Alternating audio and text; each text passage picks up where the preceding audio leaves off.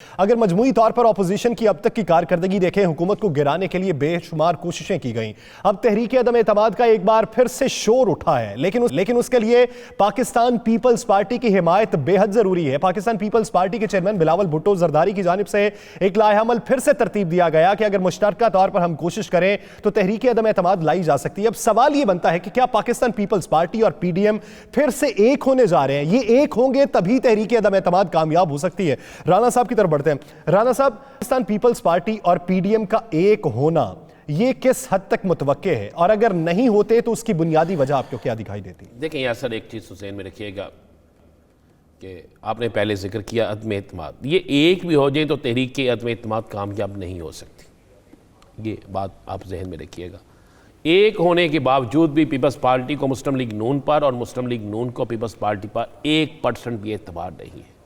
सियासी तौर पर ये एक हो सकते हैं, सियासी तौर पर बयानबाजी कर सकते हैं, सियासी तौर पर एक दूसरे के साथ बैठ सकते हैं।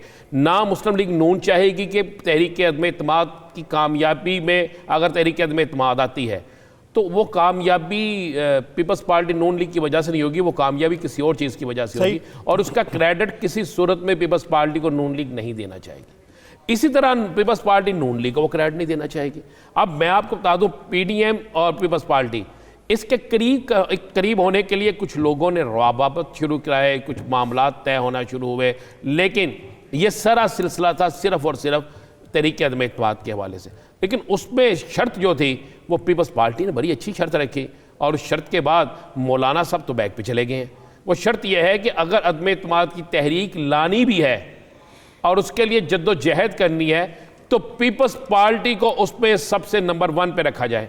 पीपल्स पार्टी उसको लीड करेगी, पीपल्स पार्टी के कहने के मुताबिक पीडीएम भी चलेगी, पीपल्स पार्टी के कहने के मुताबिक सारी हिकमत अमली तय की जाएगी, और पीडीएम की जो क़यादत है वो ये मानेगी कि तहरीक अदम एतमाद के हवाले से जो पीपल्स पार्टी हिकमत अमली बनाएगी हम उसके पीछे खड़े होंगे। ठीक। अब पीडीएम की क़यादत या पीडीएम में शामिल जमातें ये मानने के लिए तैयार नहीं है। यानी पीपल्स पार्टी ने एक ऐसी शर्त रख दी है कि जिस शर्त के हवाले से पीपल्स पार्टी की अपनी सियासत भी बचती है और पीपल्स पार्टी पीडीएम से बदला भी लेती है कि जो पीडीएम इनसे वजाहत मांगती थी, जो पीडीएम इनसे कह रही थी कि आप हमें माफीनामा दें, जो पीडीएम कह रही थी आप हमें वापस आने के लिए दरखास्त करें, बजाय उसके कि पीपल्स पार्टी कह रही है कि पीडीएम इस बात को जो है कहे कि पीपल्स पार्टी जो पार्लियामेंट में करेगी, पीपल्स पार्टी पार्लियामेंट में तहरीक अदम एतमाद के हवाले से रब्ता करे, पीपल्स पार्टी पार्लियामेंट के अंदर सारा कुछ करे। इस हवाले से आसिफ अली जरदारी साहब ने ये वाज़ेह पैगाम दिया है कि हमने कहा था कि किस तरीके से हम सेनेट में सीटें जीतेंगे, किस तरीके से हम पहले से ज़्यादा लेके जाएंगे, किस तरीके से, जिस तरह आपको याद होगा ना गिलानी साहब वाली सीट जी, और दूसरे हम इस तरह कर लेंगे, यानी फॉर्मूला तय पा गए, ये करेंगे, अगर आप हमें देते हैं तो हम कर लेंगे। तय नहीं पाया, नहीं पाया। उन्होंने कहा देखिए हमें सजेशन दी गई, उन्होंने कहा जब हम करते हैं तो हम कुछ कर लेते हैं, और जब हम नहीं करते तो आप सारे मिलकर भी कुछ नहीं कर सकते, ये कहा गया। अब मौलाना साहब जो है वो किसी सूरत में इस बात को मानने के लिए तैयार नहीं। मौलाना साहब ने ये पैगाम मरियम साहिबा को और मियां नवाज शरीफ साहब को दे दिया। शहबाज शरीफ साहब पे ना वो इतबार करते हैं ना उनको पैगाम देते हैं। अब दूसरी तरफ मुस्लिम लीग नून के अंदर भी एक बड़ा ग्रुप जो है वो भी वाज़ेह कहता है कि नहीं, हम पीपल्स पार्टी का क्यों आगे लगाएं।